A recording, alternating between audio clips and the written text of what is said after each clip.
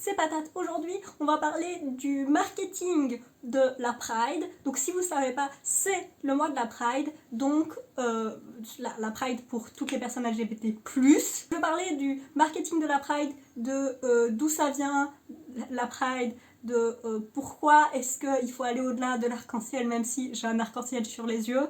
Et aussi, du coup, à la fin, je parlerai de certaines sorties maquillage qui sont sorties pour la Pride et qui sont les biens, les bofs et les mauvais. J'avais parlé, dans mon dernier antio, j'avais dit que voilà, je ne parlerai pas de aucune sortie de la Pride, enfin liée à la Pride, pour cet antio-là, parce que je voulais faire une vidéo entière dessus. Et voilà la vidéo, coucou. Si vous ne me connaissez pas, je suis étudiante et j'ai pas beaucoup de budget, donc j'essaye de dépenser mon budget de manière consciente de chaque euro que je dépense et me renseigner sur ce genre de sujet. Je trouve ça important. Je fais partie de la communauté LGBT+, et si vous voulez aller voir plus ça, il y a 2 posts sur mon Instagram qui expliquent quelle est mon identité.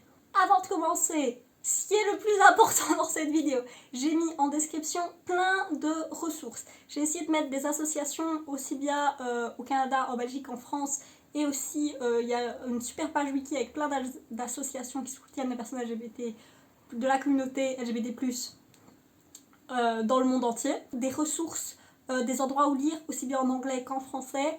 Et j'ai aussi mis des Instagram parce que personnellement c'est une bonne manière que j'ai, surtout des trucs plus d'actualité, de me tenir au courant, c'est de suivre des Instagram militants. Si vous avez d'autres Instagram, peut-être même des tuteurs, mais je suis pas trop sur Twitter, donc c'est pour ça que j'ai pas été chercher ça. Mais si vous avez des trucs que vous voulez mettre et que vous pensez qu'ils pourraient être intéressants pour tout le monde de voir, n'hésitez pas à les mettre en commentaire, genre plus d'informations c'est toujours mieux. La Pride, c'est un mois dans l'année, qui est le mois de juin, qui est là pour pas simplement faire la fête. La Pride, c'est d'abord et avant tout, le but c'est de récupérer des droits. Bonjour. Il y a les personnes de la communauté LGBT+, n'ont pas les mêmes droits que le reste de la population. Et le but c'est de mettre en avant, d'être visible, oui, mais de faire avancer les choses. C'est pas juste faire la fête. Et une autre chose, c'est que le drapeau de la Pride qui est souvent utilisé, qui est ce drapeau-ci, qui est le drapeau arc-en-ciel, qui est ce qui est utilisé sur mes yeux, même si je sais que là il y a du violet et qu'il ne devrait pas en avoir. J'ai réalisé après, ok. Mais c'est un drapeau qui, au fur et à mesure des années, a été récupéré par la communauté gay. Et du coup, il y a un nouveau drapeau qui est utilisé, qui est celui-ci, qui essaye d'être plus inclusif pour toutes les personnes de la communauté LGBT+. Comme c'est pas parfait, on utilise aussi un mélange de énormément de drapeaux pour essayer de représenter un maximum de communautés. C'est très très vaste, c'est pas juste le LGBT, c'est beaucoup plus de choses. Donc, n'hésitez pas à aller vous renseigner. Mais les hommes gays, cis blancs, ont donc je ne dis pas que c'est pas des gens qui ont la vie aussi facile que des personnes hétéros. Non, c'est pas du tout ce que je dis. Mais parmi la communauté LGBT, c'est ceux qui ont la vie la plus facile, qui sont le plus acceptés dans la société. Et je dis pas ça dans tout. Je sais qu'il y a des pays où il y a la peine de mort pour ça. C'est pas facile, je sais. Mais dans des pays développés, comme ici en Europe ou aux États-Unis, eh ben, on aura... c'est les personnes avec le plus de pouvoir d'achat. Et de ce fait, c'est facile de faire juste des produits avec un drapeau arc-en-ciel. C'est facile, tous les gens qui ne s'y connaissent pas vont dire que ça marche, et on dit ah bah on a tout le monde. Non, on n'a pas tout le monde, et du coup c'est pas la meilleure des idées. Je vais pas du tout parler des t-shirts, de tout le merchandising en dehors du maquillage, parce que moi c'est le maquillage que je m'intéresse, mais je mettrai en description 2 vidéos en anglais de gens qui parlent de merchandising et qui regardent à quel point genre stop quoi, arrêtez. Avec tout ça, on se dit oui mais moi j'aimerais quand même bien soutenir la communauté pendant la Pride, que je sois dans la communauté ou un allié. Bah très bien, donner de l'argent à des associations. Ce sera ce qui aura le plus d'impact, donner de l'argent à des associations. Et si vous préférez avoir un produit, enfin donner de l'argent et qu'une partie des revenus aille à des associations. Si vous faites un produit pour la Pride et qu'il n'y a pas d'argent qui est donné à des associations, juste ne soutenez pas ça, c'est performatif au maximum, vraiment. Et ne pas soutenir genre vraiment les grosses marques, genre par exemple des marques qui ont changé leur photo Twitter avec un arc-en-ciel en fond pour les trucs européens, mais pas pour les trucs où il y a des régimes totalitaires, c'est pas sympathique.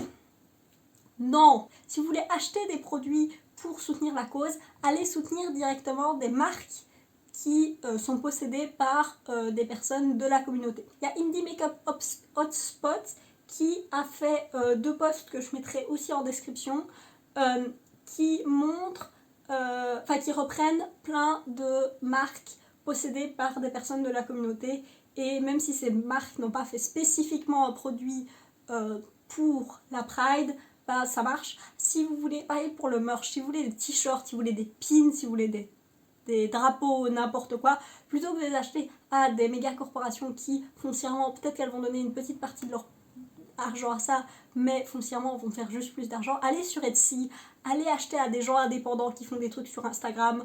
Je ne l'ai pas mentionné non plus, mais c'est bien plus important pour des marques, plutôt que de dire 5% de ces produits, des bénéfices, ou même tous les bénéfices de ce produit-là vont à une association.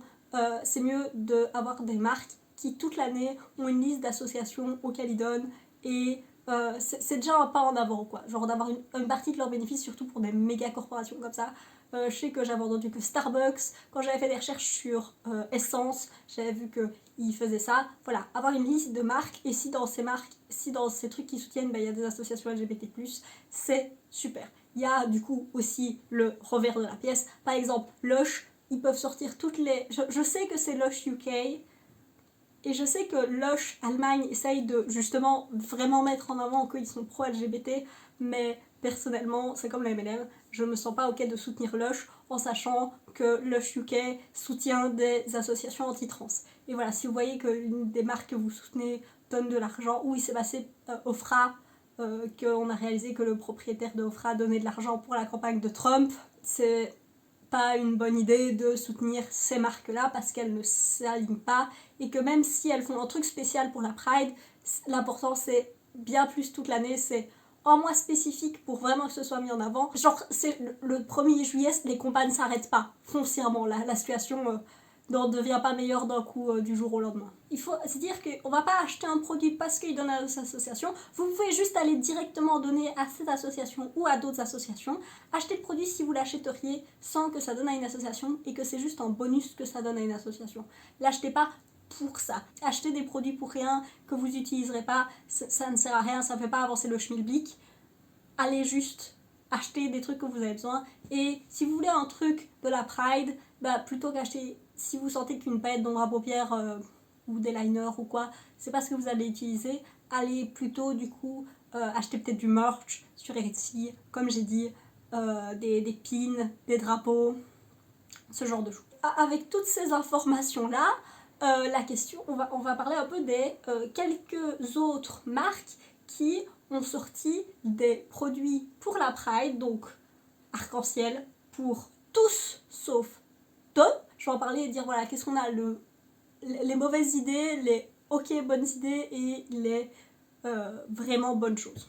Je vais les classer avec les catégories étant... la catégorie la plus basse serait normalement on a fait un produit sans donner un seul cent et juste récupérer le marketing, mais j'en ai pas vu, donc il n'y a personne dans cette catégorie, donc je vais pas avoir celle-là. Mais on va avoir une catégorie qui est vous auriez mieux fait de rien faire.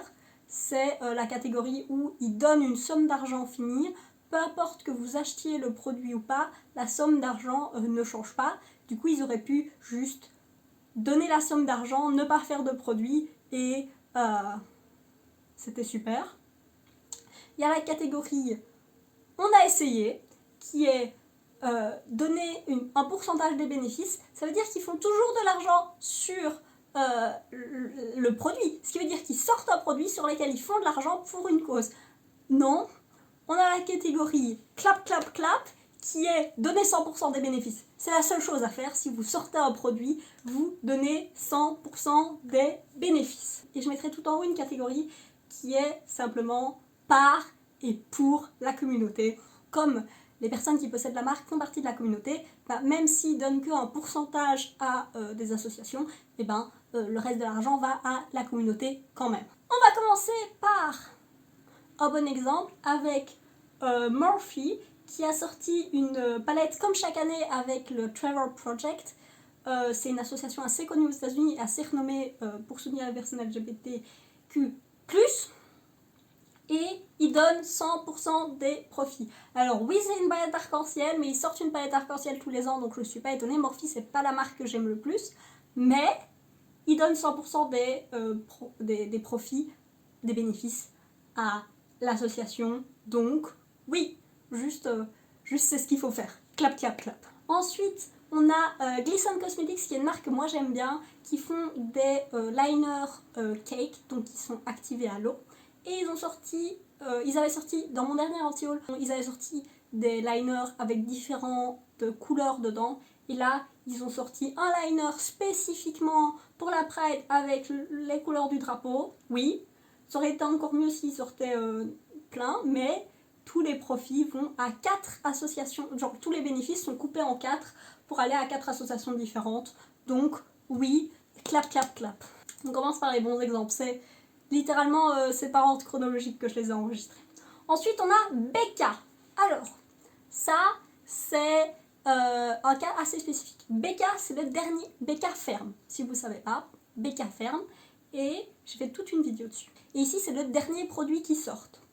Et c'est un highlighter qui est les produits qui vendent le plus. En gros, c'est une version de Opal, qui est la couleur qui vendait le plus, mais iridescente, donc potentiellement qui ferait un genre d'arc-en-ciel sur la joue, enfin dont le reflet serait un peu arc-en-ciel. C'est très très très incompréhensible, ça a vraiment l'air qu'ils revendent Opal. En plus, c'est le dernier produit, donc moi j'ai vu des gens qui étaient en mode on va l'acheter parce que c'est le dernier produit de Becca, en n'en parlant pas du tout de pourquoi est-ce que le produit existait. Il y a plein de choses qui vont pas, et en plus ils donnent une somme finie qui est 50 000 $, ce qui est rien, mais ça veut dire qu'ils vont quand même faire du bénéfice même s'ils ferment, donc c'est très compliqué. Je les mets tout en bas parce qu'ils donnent une somme finie, donc ils auraient pu juste le donner sans faire de produit, et ça veut dire qu'on n'a aucune idée du pourcentage de bénéfice qui est fait dessus. Ce que j'ai mis ça comme ça, c'est parce que dans Opal, j'ai l'impression qu'ils revendent un produit qui existe déjà en disant que c'est un peu différent, et en plus, en disant que c'est une somme finie, on ne sait pas le pourcentage des revenus qu'ils feront. Enfin, si genre ils font. Peut-être que ça peut être 25% des revenus, peut-être que ça pourrait être 5%, peut-être que ça peut être tous les revenus sur tous les bénéfices.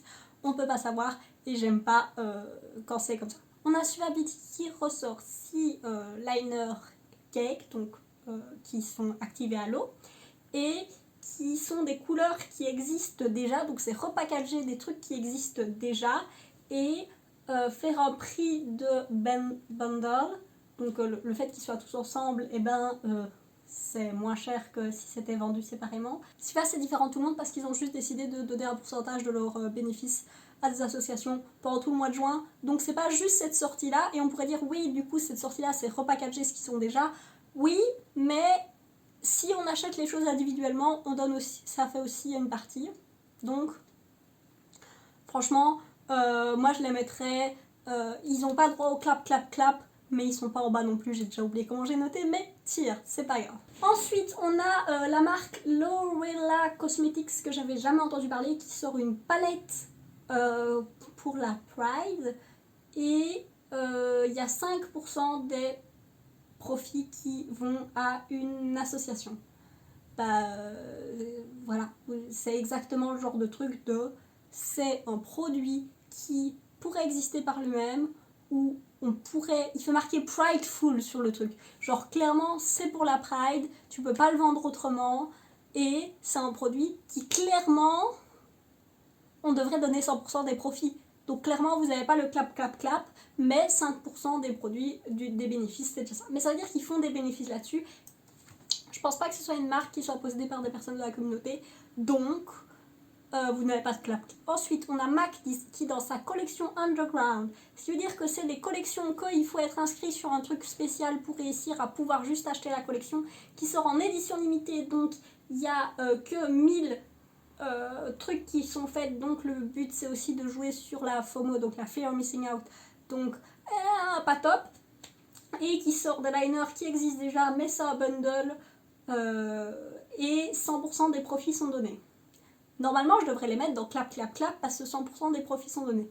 Mais, entre le fait de tirer sur la FOMO et le fait que c'est en édition vraiment, vraiment limitée, ce qui veut dire que les profits qui seront donnés seront limités et que c'est un produit qui existe déjà, qui est juste repackagé et mis dans un bundle, vous n'avez pas droit à clap, clap. Ensuite, on a BH Cosmetics qui sort une palette qui s'appelle Give Back, qui est vraiment une palette de la Pride. Et ils ont dit que...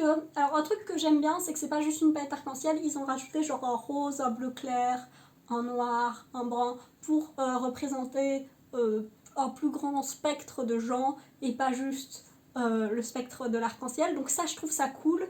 Ils donnent 10€ pour chaque palette, ce qui veut dire que c'est beaucoup parce que la palette coûte 19... ils donnent 10$ et la palette coûte 19$.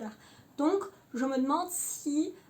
c'est pas genre quasiment tous les bénéfices en vrai, donc vous avez droit à clap clap clap parce que déjà juste le fait de rajouter des couleurs, oui. La dernière chose que je vais parler, qui est un produit qui personnellement, c'est le genre de produit que je le vois, je suis en mode j'aime pas, mais il y a une marque qui s'appelle Coley Cosmetics qui a fait une série de gloss et ils sont vendus séparément et ensemble et chaque gloss représente un drapeau différent de la Pride.